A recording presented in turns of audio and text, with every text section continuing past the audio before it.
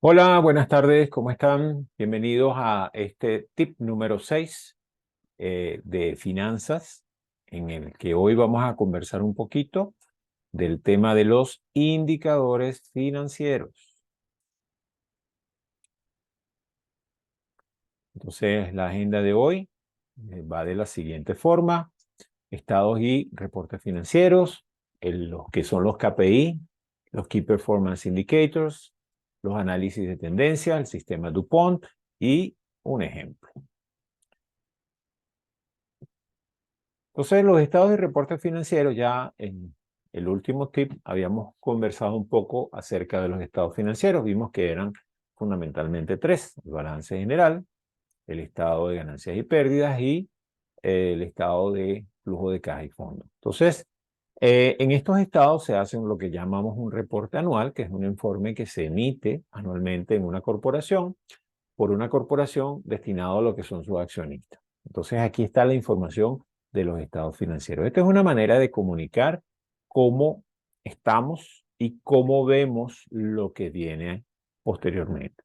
Entonces, este es un trabajo que honestamente es importante realizarlo sin que sea, digamos, eh, sin tomar en cuenta el tamaño de la empresa.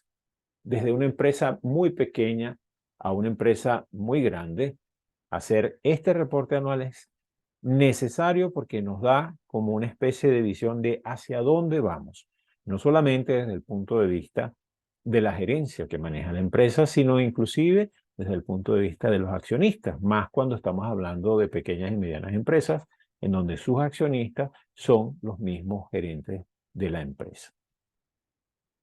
El estado de resultado es, ya lo vimos la vez pasada, lo que resume el ingreso y los gastos de la empresa a lo largo de un periodo contable.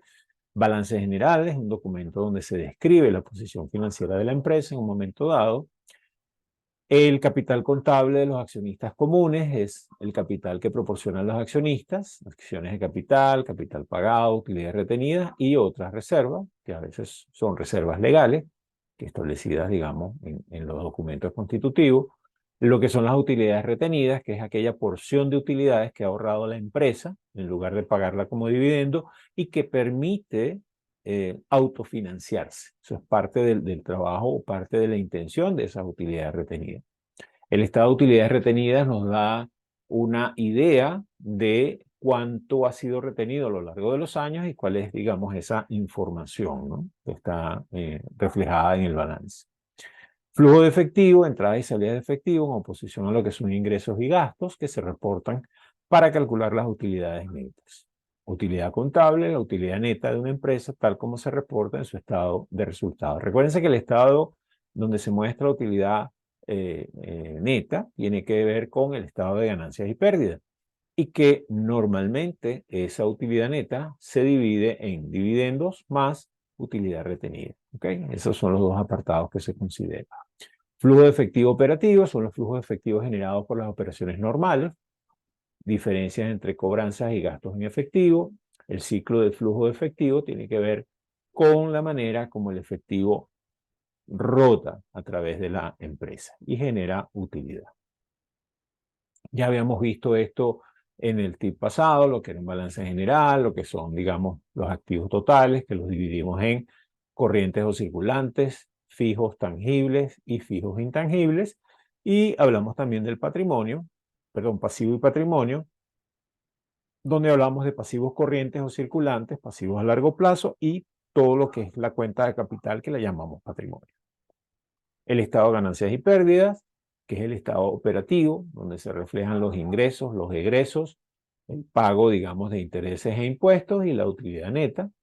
Y el flujo de caja financiero, donde tenemos lo que ingresa y lo que sale en la empresa y lo que se genera como flujo de caja. Los KPI, que son los indicadores que usamos, los indicadores claves de rendimiento, es la traducción de Key Performance Indicators, indicadores clave de rendimiento. Son, digamos, variados de distintas formas. Yo puedo hacer los KPI que yo quiera, no solamente para un análisis financiero, que es el que vamos nosotros a trabajar ahorita, sino yo puedo hacer un KPI, por ejemplo, para medir el rendimiento de una campaña de publicidad, o puedo hacer un KPI para ver cómo funciona mi departamento de producción o mi departamento de servicio, o puedo ver, por ejemplo, cómo están mis consumidores generando ingresos. Todo ese tipo de cosas lo puedo hacer. Lo importante de estos KPI es que tienen que ser, como dice ahí, SMART. ¿Qué significa que sean SMART? Tienen que ser específicos, tienen que ser medibles, tienen que ser acordados, es decir, que estemos de acuerdo en lo que estamos haciendo, realistas y acotados en el tiempo.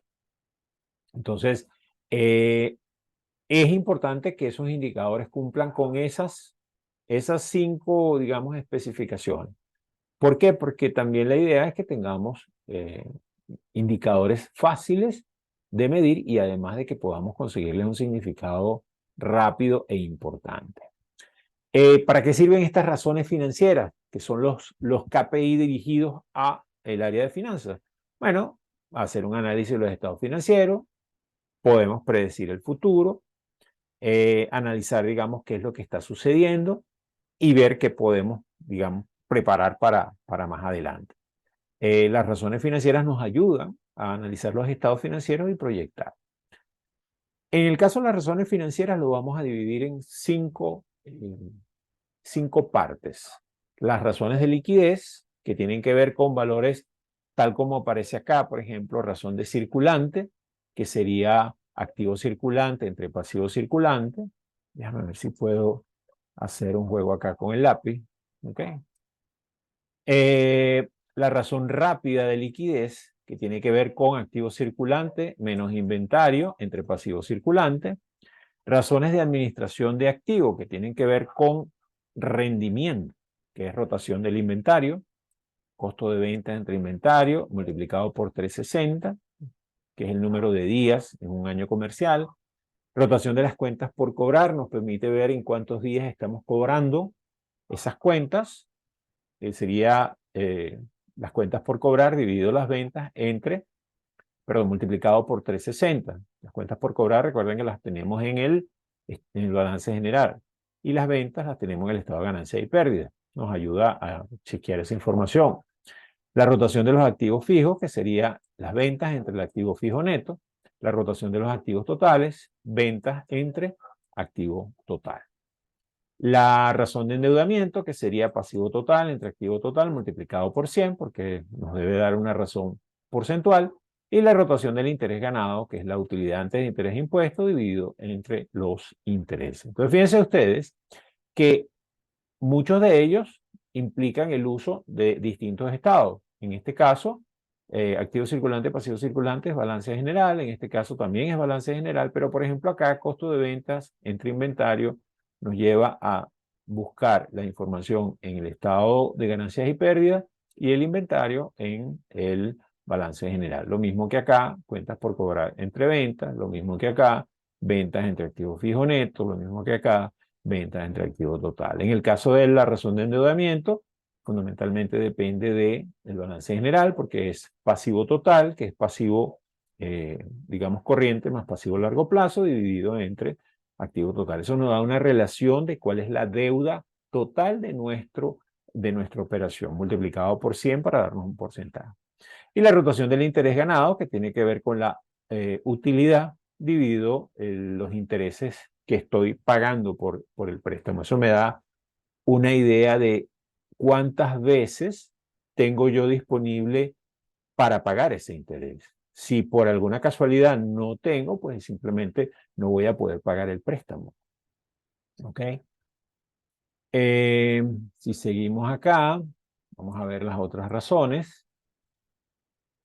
Razones de rentabilidad, que estamos hablando de, vamos a sacar de nuevo el lápiz acá, estamos hablando de margen de utilidad ventas, que sería utilidad neta entre ventas multiplicado por 100, porque es un porcentaje. Lo que me dice es cuál es el margen de utilidad con el que estoy trabajando. Rendimiento de activos totales, utilidad neta entre activo total multiplicado por 100, lo que me da el famoso ROI, que muchas veces ustedes ven por ahí. ¿Qué es el ROI? Rendimiento sobre inversión. ¿Y cuál es la inversión? El activo total. En el caso, por ejemplo, mucha gente lo usa también, sobre, en caso de mercadeo, marketing digital, lo usan sobre si estoy invirtiendo, no sé, $1,000 en una campaña, ¿cuál es el rendimiento? O sea, qué es lo que tengo de feedback? Tengo que medir cuántas, por ejemplo, cuántos leads hice en función de la inversión que digamos, realicé. En este caso, lo que estoy viendo es utilidad neta entre activo total. ¿Qué cantidad de utilidad genera mi capital total, que en este caso es el activo total disponible? Y el rendimiento de capital contable lo hago sobre patrimonio. Fíjense que son dos cosas distintas. Activo total es lo que tengo disponible y patrimonio es el capital que yo he aportado como accionista. Yo o los accionistas hemos aportado. ¿Ok? También está multiplicado por 100 porque es una cantidad porcentual y se escribe ROCC. Tenemos otras razones que son valor de mercado, que por ejemplo es el rendimiento precio-utilidad, o la razón precio-utilidad, que es el precio máximo por acción entre la utilidad por acción. Y la razón de valor de mercado, valor en libros, precio máximo de acción, precio de acción en libros. Y eso me va a reflejar una diferencia. Estos son factores que usamos, sobre todo a nivel de mercado de valores, para chequear cómo está la empresa. Entonces, estas razones son las que normalmente se usan en el caso de los estados financieros para revisar qué es lo que está pasando. Algunos indicadores es lo que les hice, digamos, les comenté en las dos láminas anteriores. Aquí lo ven reflejado en un cuadro. Lo pueden chequear uno por uno, sin problema. El análisis de las tendencias me va a permitir ver cómo se comportan esas razones financieras a lo largo del tiempo. Y con ello me permite ver cuál es cómo evoluciona la empresa, cuál es la evolución, hacia dónde se está dirigiendo. La ecuación DuPont es una ecuación que nos da la tasa de rendimiento de los activos multiplicando el margen de utilidad por la rotación de activos totales. Lo cual da el margen de utilidad sobre los activos totales o, en otras palabras, el ROI. ¿Por qué le llaman ecuación DuPont? Porque en esta empresa, DuPont fue una de las primeras empresas en las que digamos, se estandarizó este tipo de análisis financiero. De ahí viene, digamos, su nombre. Entonces, no olvidemos que las razones financieras nos hablan de liquidez, nos hablan de endeudamiento, nos hablan de rentabilidad y nos hablan de eficiencia. Esa es la combinación que tienen esas razones financieras. Y la idea fundamentalmente es darse una mirada de qué es lo que está sucediendo. Es importante hacer comparaciones. ¿Comparaciones de qué? Comparaciones de la misma empresa a lo largo del tiempo y comparaciones, si existen esas estadísticas, de la empresa con el sector en donde se desenvuelve. Eso ayuda mucho a ver qué es lo que está sucediendo con la empresa, si estoy siendo eficiente o no, en qué renglones soy eficiente y en cuáles tengo que mejorar. Entonces, eso ayuda mucho. Otra cosa que es importante es que cuando yo hago esos análisis y hago esos análisis temporales, puede ser mes a mes.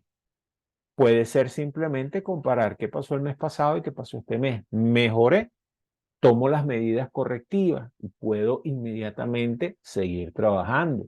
Eso es una de las cosas que me permite. Es como, yo digo que las razones financieras es como cuando usted va manejando y usted tiene el velocímetro enfrente. Entonces usted ve a qué velocidad va, cuáles son las revoluciones a las que está trabajando el motor, cómo están, digamos, los demás factores, si tiene gasolina, si la temperatura está bien, si, por ejemplo, tiene medición de aceite, si tiene medición de la temperatura del motor, si está midiendo, no sé, el voltaje, todo ese tipo de cosas las tiene usted en el velocímetro, en lo que se llama ahora el dashboard. Entonces, ahí usted ve qué es lo que está funcionando y usted maneja con eso que tiene ahí. Usted sabe que, por ejemplo, tiene que andar a 60 kilómetros por hora, bueno, porque esa es la velocidad a la que su vehículo puede andar bien. Usted va a 60 kilómetros por hora para que el vehículo vaya cómodo. Y lo mismo pasa en las empresas. Hay empresas que pueden ir más rápido, otras que tienen que ir más lento. Y eso lo mide usted con esto. Entonces, las razones financieras lo que le dan es una información de cómo está la empresa y cómo está funcionando. Y eso es sumamente importante para tener una idea rápida del estado. No hace falta nada complicado. Esto se monta rápidamente en una hoja Excel y usted en Excel puede ver muy rápidamente cómo funciona. Y no solamente eso, sino que algo que también es importante es si usted es capaz de elaborar presupuestos, cosa que es una habilidad que se puede desarrollar sin mayor inconveniente. Al principio quizás no esté muy ajustado, pero con el tiempo usted va a aprender a ajustarse. Si usted es capaz de hacer presupuesto, usted puede hacer comparaciones entre lo que usted presupuesta y lo que está efectivamente obteniendo. Y eso me ayuda a ajustarme al presupuesto, ya sea que esté por debajo del presupuesto y tenga que mejorar mis índices o que el presupuesto lo haya hecho sin ver, por ejemplo, nuevas condiciones que mejoran la productividad de la empresa. Entonces, eso me permite aumentar o trabajar en esa dirección, por ejemplo. Entonces, este tipo de razones son sumamente útiles y ojalá se convirtieran en algo tan normal como entender qué es lo que está pasando. O sea, como entender, cuando usted lleva un carro, fundamentalmente usted tiene que medir la velocidad para saber a qué velocidad va. Ojalá que aquí pudiéramos tener en todas las empresas la información de la liquidez, cómo se están moviendo las cuentas por cobrar, cómo se están rotando los inventarios, qué está pasando con los márgenes de utilidad, etcétera. ¿Queremos sofisticar? Podemos sofisticar todo lo que usted quiera. Todo lo que usted quiera. Usted quiere evaluar, por ejemplo, cuáles artículos de su inventario se mueven más. Los puede chequear sin ningún problema. ¿Cuáles son los más rentables? Sin ningún problema. ¿Cuáles son sus mejores consumidores? Lo puede chequear sin ningún problema. ¿Qué rentabilidad le deja cada uno de ellos? Puede elaborar una razón que le permita determinar todo eso. Toda esa información es factible. Solamente es cuestión de organizarlo. ¿Qué necesito y cómo lo consigo?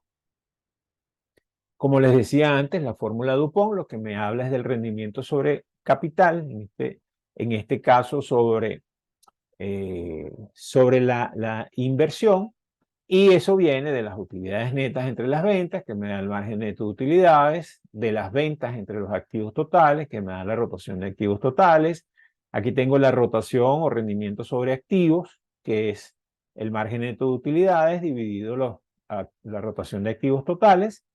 Y aquí tengo los activos totales versus, déjame buscar esto, levantar un poquito este cuadro de aquí, el capital contable, que me va a dar entonces activos totales a capital contable. Cuando hago este rendimiento sobre capital, este es lo que llamamos antes ROCC, es decir, rendimiento sobre capital contable, que es lo que llaman ellos ROE.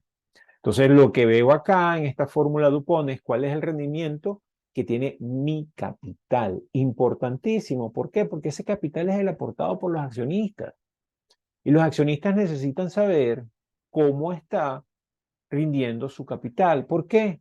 Porque ellos pueden tomar la decisión de invertir más si los rendimientos que la empresa me está dando son superiores a los del mercado, o evaluar cuál es la tasa a la que yo quiero que esa empresa me dé rendimiento.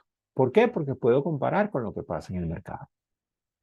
Tenemos que entender que toda inversión se genera expectativas y estas expectativas tienen que ver con cuáles son los rendimientos esperados. Entonces, yo tengo tasas en el mercado, entonces tengo lo que llamamos tasas de oportunidad. Entonces, yo tengo que evaluar si yo soy inversionista, no tengo por qué ser el dueño de la empresa, yo puedo tomar decisiones, por ejemplo, de invertir mi capital en aquellas empresas que me garanticen un costo de oportunidad apropiado. Si la tasa del mercado, por ejemplo, es del 20% y yo estoy en esta inversión, estoy obteniendo solamente un 12%, estoy perdiendo 8% en las oportunidades del mercado. Por supuesto, otro factor que hay que evaluar siempre que evaluamos este tipo de cosas es el riesgo. Porque si esto tiene un riesgo cero, a una tasa del 12%, probablemente es mayor que lo que me puede pagar un bono del Estado, que prácticamente tiene riesgo cero. Pero si esto tiene un riesgo, como toda empresa, entonces tengo que buscar cuáles son las opciones equivalentes para poder hacer las inversiones que me generen el capital o el interés que está pagando el mercado. Entonces, esas son cosas que tenemos que ir aprendiendo y manejando.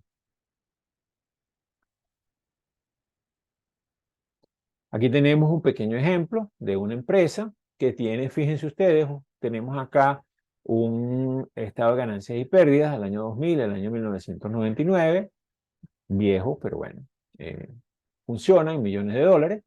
Tenemos las ventas, los costos de venta, la utilidad bruta. Fíjense que hay cambios entre las ventas y la utilidad. Por supuesto, hubo un crecimiento del año 99 al año 2000. Tenemos unos gastos fijos operativos, tenemos depreciación, etcétera. Bueno, tenemos acá todo lo que es el estado de ganancias y pérdidas. Después tenemos el balance general, datos por acción, precio de las acciones comunes, las utilidades por acción y los dividendos por acción, que los podemos calcular a partir de la información que tenemos en el estado de ganancias y pérdidas. Tenemos entonces su estado financiero, su balance general, activos, activos circulantes, pasivos y capital contable. Y con esto podemos nosotros hacer el ejercicio de, bueno, aquí tenemos el estado de flujo de caja y fondos, donde vemos cuáles son las fuentes y dónde se aplican esas fuentes, y vemos que al final, pues, nos da cómo fluyó el dinero. Y eso se puede aplicar después hacemos una tabla y comparamos qué pasó en el año 99, qué pasó en el año 2000, y vemos cómo están las razones. Por ejemplo, fíjense que la razón de circulante en el año 99 era más alta, baja en el año 2000. Si nosotros vemos solamente el estado, el balance general, pues probablemente no nos damos cuenta de eso, pero fíjense que cuando calculamos la razón, pues inmediatamente nos aparece esta cifra enfrente. Fíjense que en la industria es 3.9 y lo que hemos hecho del año 99 al año 2000 es desmejorar, es decir, somos menos líquidos que lo que éramos el año anterior. Los días de venta empeoramos de 40 días a 43 días. Y fíjense que la industria cobra 33 días y medio. Es decir, que lo que hemos hecho es empeorar. Estábamos a 7 días y ahora estamos prácticamente a 10 días. Entonces, ¿qué ha pasado? De repente no hemos sido buenos cobradores, porque si la industria cobra en menos días, es que eso es lo que los consumidores entienden. De repente los consumidores nos están comprando porque tienen un crédito a mayor tiempo. La rotación del inventario es buena porque si la industria tiene 7.2 y nosotros inclusive hemos mejorado, fíjense que bajamos de 5.8 a 4.56, que serían días, hemos mejorado. La rotación del activo fijo ha mejorado también porque baja de 4.1 a 3.95. Fíjense que en estos dos valores mejoró. La razón de endeudamiento sí empeoró, es decir, nos endeudamos para seguir vendiendo. El promedio de la industria es 45 y nosotros estamos en 50, 51. El margen de utilidad neta bajó. Fíjense que en la industria es 4.6, nosotros tenemos 3.6, estamos un punto por debajo. Y el rendimiento sobre los activos también bajó. Y estamos muy mal en relación a lo que es el promedio de la industria. Fíjense que prácticamente con ver este cuadro nos damos cuenta de cuál es el problema. El problema podemos decir que tiene origen en los días de venta pendientes de cobro. Es decir, hemos sido realmente poco eficientes en manejar esos días, lo cual implica que los días aumentan. Como los días aumentan, nosotros somos los que estamos financiando la operación. Para financiar la operación nos hemos endeudado más, porque eso es lo que estamos viendo acá. Nuestro margen de utilidad ha bajado, porque ¿qué pasa? Tenemos que pagar más intereses, por lo tanto nuestro margen de utilidad baja. Tenemos una rotación del inventario buena porque probablemente estamos vendiendo más porque estamos dando un crédito más alto que el promedio de la industria. Y nuestra rotación de activo fijo también por la misma explicación. Pero el problema está justamente en los días de venta pendiente de cobro. Si yo reviso el crecimiento de ventas probablemente no se justifica el haber aumentado 3 días de 40.12 a 43.20. Quizás, digamos, es algo, de hecho, que tengo que revisar cuál es la situación. Si yo cambio esto, el número de días pendientes de cobro, probablemente puedo mejorar las otras cifras. Quizás tendría que hacer un ajuste de precios o algo, pero lo que dejo de pagar en intereses me puede mejorar, sin duda alguna, mi margen de utilidad neta si yo soy capaz de cobrar en menos tiempo. Interesante cómo de acá usted puede ver información que no ve en los estados financieros, porque en los estados financieros usted no ve eso. Usted fundamentalmente ve comparaciones entre un año y el otro. No ve qué pasó con los índices, con las razones, qué es lo que está sucediendo. Yo veo que, por ejemplo, aumentaron mis cuentas por cobrar de 160 a 180. Digo, bueno, vendí más. Mi efectivo de valores negociables bajó, mis inventarios subieron.